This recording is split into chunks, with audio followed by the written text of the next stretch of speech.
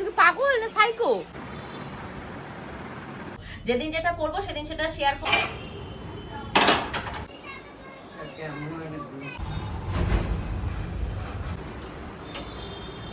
কি বলবো, আমার তো ভীষণ পছন্দ হচ্ছে শাড়িটা। সুতোর কাজ করা রয়েছে, খুব এত সফট। আমি মানুষের জীবনে দুঃখ কষ্ট কিন্তু বলে কেউ আসে না, ঠিক যেমন আজকে আমার সাথে হয়েছে। সকালবেলা ঘুম থেকে উঠেছি তখন 6:30 7টা বাজে, 9টা পর্যন্ত ওয়েট করেই যাচ্ছি। তারপর ফোন এসছে ক্রিং ক্রিং, কি হয়েছে আজকে শিবানিদি আসবে না। না আসলেও কোনো সমস্যা নেই, এরকম নয় যে আমার মাথায় আকাশ ভেঙে পড়েছে, কারণ ঘর বাড়ির কাজ করতে করতে এখন হ্যাবিচুয়েটেড হয়ে গেছি। কালকে রাতের বেলা কিছু গ্রসারি আইটেমের অর্ডার দিয়েছিলাম, আর আজকে যাব বাপের বাড়িতে। মা কি মজাদার রান্নাবান্না করলো, কেনই বা দুপুরবেলা ভাত না খেয়ে আমি ফুচকা খেলাম মায়ের উপর রাগ করে। লিটিল গোল্ড কালকে রাত্রে হঠাৎ করে কেন সব ভাঙচুর করলো, সব মিলিয়ে আজকের ফাটাফাটি এবং মজাদার ব্লগটাকে সাজিয়েছি। হোপফুলি তোমাদের ভীষণ ভালো লাগবে। হ্যালো মাই লাভলি ভিউয়ার্স, আমি Priyanka and welcome to my channel Priyanka's time story. যারা পেজ থেকে দেখছো তাদেরকেও থাকলো মোস্ট ওয়েলকাম। সকালবেলা এখন দেখতেই পাচ্ছ বাসি ঘর দুয়ারের অবস্থা ভীষণই নাকাল। আর ওই যে একটা ব্যাগ তোমাদেরকে দেখালাম, ওটা হলো তোমাদের লিটিল গোল্ডের বাবা নিয়ে এসছে, কারণ আজকে সকালবেলা দোকানের ডিউটি ছিল লিটিল গোল্ডের বাবার। সকালবেলা ওই 8টা নাগাদ বাড়ি থেকে বেরিয়েছে, যাওয়ার সময় আমায় ডেকে দিয়ে গেছে যে প্রিয়াঙ্কা আমি বেরোচ্ছি। আমি তো উঠে গেছি 6:30টায়, আমি কোনার ঘরটার ভেতরে এসি চালিয়ে ভিডিও এডিটিং করছিলাম। লিটিল গোল্ডের বাবা লিটিল গোল্ডের কাছে ছিল বলে। আর রাতের দিকে বুঝেছো রাত জাগি না, ওই যে হেয়ার ফলের যে প্রবলেমটা হয়েছে, তো আমাকে ডাক্তার বলেছে হেয়ার ফল মানে প্রবলেমটা যেটা, এটা যদি আমি একদম নির্মূল করতে যাই তাহলে আমার লাইফস্টাইলটা হেলদি করতে হবে, ঠিকঠাক টাইম মতন খাওয়া দাওয়া করতে হবে। আর সব থেকে মোস্ট ইম্পর্টেন্ট যেটা, সেটা হলো ঘুম। রাতের যে ঘুমটা আমি নিই, এই ঘুমটা মানে বলছে উনি 10টা 10:30টার ভেতর ঘুমিয়ে পড়তে বলছে। তারপরে যদি যে ঘুমটা আমি করছি সেই ঘুমটা নাকি কোনো মানে কাজেই ভেতরেই পড়ে না। তো আমি তো শুনে প্রচণ্ড ভয় পেয়ে গেছি, কারণ মেয়েদের চোপা আর খোপা এই দুটো যদি ঠিকঠাক না থাকে তাহলে সেই মেয়ে বাজারে দাম পায় না। জোকস অ্যাপার্ট, যাই হোক এটা কিন্তু চরম সত্যি কথা। এখন লিটিল গোল্ডের জন্য সুজি বানাচ্ছি। আর আমি আজকে সকালবেলা মা যেই রুটি পাঠিয়েছে আর তার সাথে পাঠিয়েছে হলো অনেক রকমের ভাজা দিয়ে, মানে পটল ভাজা, পেঁয়াজ ভাজা, তারপর বেগুন, আরও অনেক কিছু দিয়ে একরকম একটা ভাজা পাঠিয়েছে। আর ডিম ভাজাও দিয়েছিল। লিটিল গোল্ডের বাবা ডিম ভাজা আর কলা টলা যা যা দিয়েছিল ওগুলো তুলে খেয়েছে, রুটি আর খেতে পারিনি। দোকানের ভেতর বসে ওইভাবে তো খাওয়া যায় না। আর মা খাবার দেওয়া মানে 3 জনের খাবার দিয়েছে। মা পরে আমায় বলছে আমি তো হিসাব করে 3 জনের খাবার দিয়েছি। খুব ভালো কথা, 3 জনের খাবার দিয়েছে, তাহলে উনি 3 জনের খাবারটা মানে অত খাবার মানে দোকানের ভেতর সামনে বসে খাবে কি করে।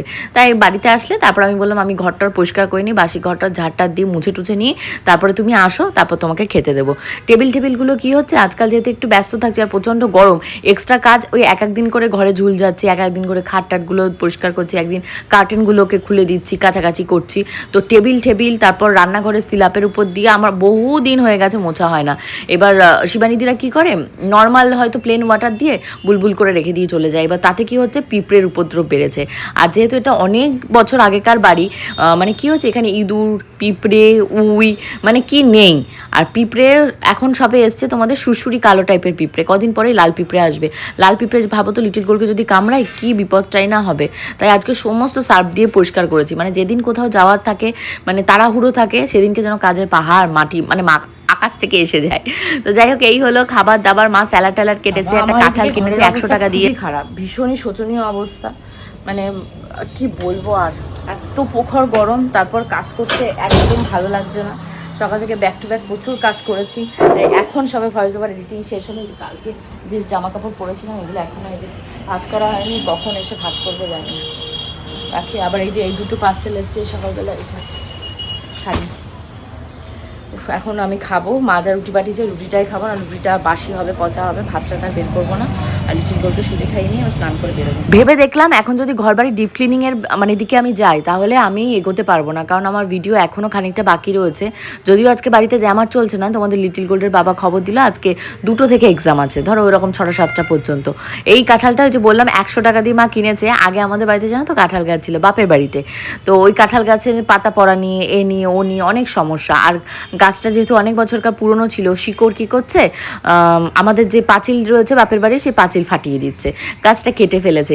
একদম দেখতে পাচ্ছ এক্স্যাক্টলি যেমন কাঁঠাল দেখতে পাচ্ছ এইরকম রসালো টোপা টোপা গালা কাঁঠাল হতো, এত মজা লাগতো। সবাইকে দিতাম, আমার বড় ননদকে দিতাম, পাশের বাড়ি আশের বাড়ি সবাইকে দিতাম। এখন আর গাছটাও নিয়ে দেওয়া হয় না, গাছ কেটে ফেললে ভীষণ খারাপ লাগে।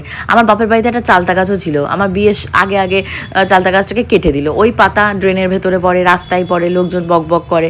কিন্তু এই যে গাছগুলো, এই গাছগুলো কিন্তু শুধু স্মৃতি হয়েই রয়েছে।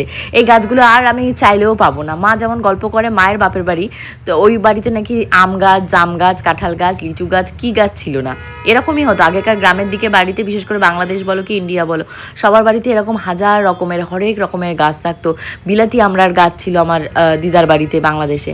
তো খুব মনে পড়ে সেই সমস্ত জায়গার কথা, সেই সমস্ত গাছপালার কথা। এখন আর সেই সমস্ত গাছ মানুষ লাগায়ও না, আর কি করবে। আমার বাবার যাই হোক রিসেন্টলি একটু গার্ডেনিংয়ের অভ্যাস হয়েছে, যার জন্য আমার বাপের বাড়ির ছাদে দেখবে অনেক রকমের গাছপালা লাগানো রয়েছে, সবজি ফল গাছে, একটা আমও হয়েছে, আমও ধরিয়েছে। আজ অ্যাকচুয়ালি গ্রামের মানুষ তো দেখে দেখে বড় হয়েছে, ওনাদের এখন মনে হয়তো ইচ্ছা জাগেছে।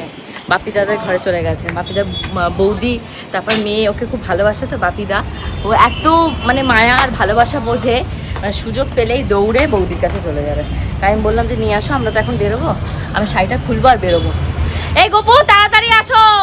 শাড়িটা এত সুন্দর কি বলবো, আমার তো ভীষণ পছন্দ হচ্ছে শাড়িটা, মানে ওর্থ, পুরো ফুললি ওর্থ শাড়িটা।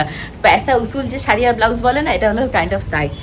তো তাড়াতাড়ি চলো এবার যাই, সমস্ত গোছাতে হবে। এই ঘরে এসি চলছে, শাড়িটাকে আগে চেঞ্জ করব করে। মিশো থেকে খুব সুন্দর সুন্দর শাড়ি কিনেছি। কি কি শাড়ি কিনেছি তোমাদেরকেও দেখায়। এই একটা শাড়ি রয়েছে যেটা একদম হ্যান্ডলুম জামদানি যেটাকে বলা হয়, সেই জামদানি রয়েছে। এই শাড়ির মতনই এই আরেকটা নিয়েছি, এটা নীল আর সাদা। এটা তো অলরেডি তোমরা পরা আমাকে দেখেছো। বয়স্ক, ইয়াং, আমার মতন বয়স সবাইকে ভালো লাগবে।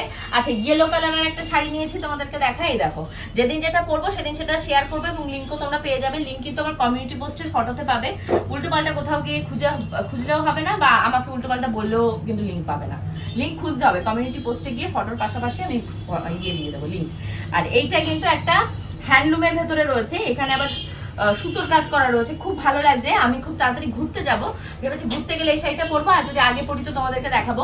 আর আজকে আমি এই শাড়িটা ট্রাই করেছিলাম, ভেবেছিলাম এই শাড়িটা পরে আজকে বাপের বাড়িতে যাব, বাট পরে ভাবলাম না, শাড়ির কোয়ালিটিটা এত সুন্দর আর এত সফট, আমি ওই যে সামনে ঘুরতে যাব যখন, তখন এই শাড়িটা নিয়ে যাব, তখন গিয়ে খুব সুন্দর করে পরবো এবং তোমাদের সাথে শেয়ার করবো। এইবার তোমাদেরকে একটা খুব ভালো জিনিস দেখায়, সেটা হলো মিশোর ব্লাউজগুলো। মিশো থেকে আমি অলরেডি 3টে ব্লাউজ কিনেছি, এর আগেও আমি 2টো ব্লাউজ কিনেছিলাম, আরো অনেকগুলো অর্ডার দিয়েছি, সেগুলো চলে আসবে। সব আসলে অবশ্যই তোমাদের সাথে শেয়ার করব। একটা পিঙ্ক নিয়েছি, একটা ইয়েলো নিয়েছি, আর একটা নেভি ব্লু নিয়েছি। 3টেই ভীষণ সুন্দর। তোমরা এবার একটু আমাকে কমেন্ট করে বলো যে কোন ব্লাউজটার সাথে কোন শাড়িটা পরলে ভালো লাগবে। তো চলো এখন দোকানে যেতে হবে। মা না কে ফোন করছে একটু দেখি। মাই ফোন করছে। কাঁচের গ্লাসটা পড়ে যাবে, ও পাশে দেখো লিটিল গোলকে। কাঁচের গ্লাসটা সরিয়ে রাখো। দে দে দে দে দে। এ বাবা, আমার লিটিল গোল্ডের অবস্থা আজকে নাকানি চোবানি, 2টো বাজছে, এখন বেরোচ্ছি। রুবেলালা এসে দাঁড়িয়ে আছে। লিটিল গোল্ডের বাবার অফিসে আবার চাবি দিতে যেতাম। নাম তাড়াতাড়ি নাম। রোদে পুড়িয়ে যাবো ভূত বলে।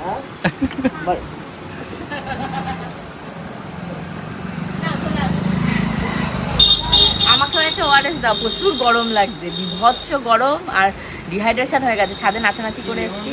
দাও তো ভালো, যেটা খেলে শক্তি পাবো ইনস্ট্যান্ট, সেইটা দাও। নাও, এটা ভালো। আগে লিপস্টিকটা দেখাচ্ছে তোমাকে, যে লিপস্টিক পরে এসছে হাতে। কি ওটা? মা মা তুমি নেল পলিশ কেন করিয়েছো? দাদু দাদু এইসব করছে, কি অবস্থা। ভালো আরো কম হবে আমার। না, তোমার 62.5 কেজি। কত? 62.5, 62 থেকে আর হালকা এদিকে আছে 62.5। এত? হ্যাঁ, 61, 62, 62.5। 62 কাছে এসির হাওয়া খাবে, ফ্রিজের জল খাবে, কেউ বলতে গেলে তার কাপ ভেঙে ফেলেছে। কি করে জানো? আমি মানে মাঝের ঘরটা যেটা নতুন ঘরে এসি লাগিয়েছে, ওই এসিওয়ালা রুমটার ভেতরে চুল আঁচড়াচ্ছি, মানে ছদ্দির ঘরটার ভেতরে। এইবার ও দৌড়ে এসছে, মোবাইল ঘাটছে, আমি ওকে পাত্তা দিইনি, আমি আমার মতন এই ঘরে ঢুকে গেছি। দৌড়ে এসে যে সারা বাড়ি খুঁজে আমাকে দেখতে পাইনি। মা তুমি আমাকে রেখে চলে গেলে আমি একা কি করে থাকবো? আমি যে কাদুকে দেখি কি বলে, চুপ করে কাঁদছে, বিশাল জোরে জোরে কাঁদছে, আর ওইরকম বলে যাচ্ছে। বলতে বলতে কাপ একটা, আমার অত দামি এক্সপেন্সিভ কাপ ধরে ঠাস করে ছুঁড়ে মেরেছে। আর আমি ওরে মাগো বলে এসে দেখি কি কাপটা ভেঙে ফেলে। আমি, তুই কাপ ভাঙলি কেন? তুই পাগল না সাইকো? তুই কাপ ভাঙতে গেছিস কেন? বল বল, কাপ ভেঙেছিস কেন? আমাকে খুঁজে পাচ্ছিস না, কাপ ভেঙেছিস কেন? না, কাপটাও কোন সেন্সে ভাঙলাম যাই না। কাপ আর প্লেট ওর আন্টিকে চা দিয়েছি, ওই প্লেটটা কাপটা ধরে ঠাস করে ভেঙে ফেললো। আমি যেহেতু আজকে দোকানে পৌঁছতে পৌঁছতে 2টো বাজিয়ে দিয়েছি, মারও রান্নাবান্না সেরে আসতে একটু টাইম লেগে গেছে। সেই কটার সময় গেছে, গিয়ে সমস্ত কেটে বেটে পরিষ্কার পরিচ্ছন্ন করে টাইম তো লাগবে। আর এই গরমের সময় আমারই নাকানি চোবানি অবস্থা, আর মারও তো বয়স হয়েছে। আমার আবার দিদা এসছে, দেখতে পাচ্ছ, এটা আমার মাসি দিদা এসছে 2 দিন 3 দিন হলো। আমার মাসির বাড়ি মসলন্দপুর থেকে ঘুরে এখানে সবাই এসছে, তাই দিদাকে আবার নিমন্ত্রণ দিয়ে এসছি যে কালকে আমার শ্বশুরবাড়িতে যাবে, আমার কাছে থাকবে। বাড়ি তো পুরো ফাঁকাই পড়ে আছে, গোবিন্দ 24 তারিখ দেখতে দেখতে চলে এসছে, আজ বাদে কাল চলে আসবে, তখন আর কোনো টেনশন থাকবে না। বাপের বাড়ি গিয়ে ভেবেছি 2 দিন থেকে আসবো, কারণ গোবিন্দর যে নর্মদেশ্বর রয়েছে মহাদেব প্রাণ প্রতিষ্ঠা করা, ওনাকে আমার কাছে রেখে গেছে। আর বলে গেছে যদি আমি কোথাও যাইটাই বড় ননদের কাছে দিতে। বলো তো, ভগবানকে মানুষ পায় না, আমার কাছে সেদে সেদে ভগবান এসছে, তাকে কারো কাছে হ্যান্ড ওভার করতে মন চায়। তার জন্য আর এই দেখতে পেলে গোটা একটা মাস বাপের বাড়িতে গিয়ে এক রাত থাকিনি। তাই আজকে ওই যে লিটিল গোল্ডকে নিয়ে দোকানে ওয়েট মাপাচ্ছিলাম যে খাওয়া দাওয়া করে কার কত ওজন হলো। তো লিটিল গোল্ডের ওয়েট হয়েছে তোমার 17 কেজির কাছাকাছি, আর আমার ওরকম 62 মতন রয়েছে। আমার আগে ওজন ছিল তোমার 64 65 এরকম 66 পর্যন্ত ওজন থাকতো। এখন একটু খাওয়া দাওয়া এদিক ওদিক, আর বলছি না যে শুকিয়ে যাচ্ছে, আবার খাওয়া দাওয়া শুরু করেছি, আবার ওয়েটটা হয়তো বাড়বে। তোমরা আমাকে একটু কমেন্ট করে বলো তো যে আমি কি স্লিমই থাকবো না খাওয়া দাওয়া করে মোটা হবো। তো বাড়িতে চলে এসেছি, রাতে কিন্তু আমি ডিনার মায়ের ওখান থেকেই করেছি। মাছকে ইলিশ মাছ, কচু শাক, কাতলা মাছ, আরও অনেক রকমের আমের টক করেছিল, চাটনি রান্না করেছিল। হোপফুলি আজকে ব্লগটা তোমাদের ভালো লেগেছে। কালকে ব্লগ আরও ফাটাফাটি মজাদার হবে, কারণ কালকে দিদা আসবে, লিটিল গোল্ডের বাবা দিদাকে নিয়ে এখানটা রেখে দিয়ে যাবে। তারপর দিদাকে বলেছি 2 দিন এখানে থাকতে, দেখা যাক দিদা থাকে কি থাকে না। আর ঘরবাড়ির অবস্থা খুবই মেসি হয়ে রয়েছে, ভেবেছি এখন একটু টুকটুক করে ঘরবাড়ি গোছাবো। আর আজকে জব করতে পারিনি, হরে কৃষ্ণ, তো আজকে একটু বসে বসে জব করবো। লিটিল গোল্ডের বাবা এসি রুমের ভেতরে এখন ঘুমানোর জন্য রেডি হচ্ছে। এই দেখতে পাচ্ছ ভিজে গামছা টামছা সমস্ত আমি তখন তুলে রেখে যেতে পারিনি সকালে, সব এখন মেলে টেলে দিচ্ছি, নাহলে সোদা সোদা গন্ধ বেরিয়ে যাবে। আর গরমের কাল না, আর আমার এই ঘরের এসিটা জানো তো মানে চলছে না ঠিকঠাক মতো, এটা একটা 1 টনের এসি, তো আমার এই ঘরটার এসিটাকে পাল্টে একটা 1.5 টনের এসি লাগালে মেবি একটু চিল ঠান্ডা হবে, নাহলে প্রখর গরম। এই গরমে না মানুষ মানে এসি ছাড়া না থাকার মতনই অবস্থা। যাদের বাড়িতে এসি নেই আমি মাঝে মধ্যে ভাবি যে তারা কি করে আছে এই গরমের ভেতর। রাতের বেলা আমি আমার মাল্টিভিটামিন আর ওই যে দেখতে পাচ্ছ আয়রনের ওষুধটা নিচ্ছি, আজকে দোকান থেকে আসার পথে নিয়ে এসেছি। এখন চুপচাপ ঘুমিয়ে পড়তে হবে, প্রায় 2টোর কাছাকাছি বাজে, কালকে দুপুর ঠিক 2টোর সময় আসবো। বাই।